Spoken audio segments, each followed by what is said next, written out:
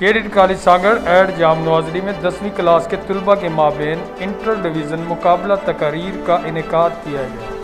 तकरीब के मेहमान खसूसी प्रोफेसर फिरोज़ गुल खोसो इंचार्ज शोबा कंप्यूटर थे।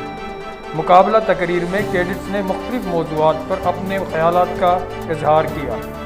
उर्दू मुकाबला तकरीर में जिना डिवीज़न के कैडेट सद्दाम हुसैन ने पहली, कादिश डिवीज़न के कैडेट हैदर ने दूसरी, अफंदी डिवीज़न के कैडेट अजीज़ ने तीसरी पोजीशन हासिल की।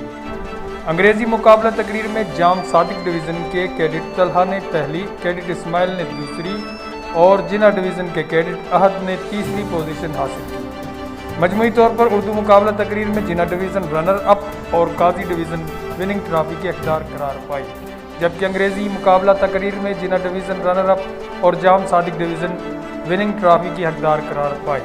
आखिर में तकरीर के मेहमान खसूसी ने इनामात हासिल करने वाले कैडेट्स को मुबारकबाद पेश की।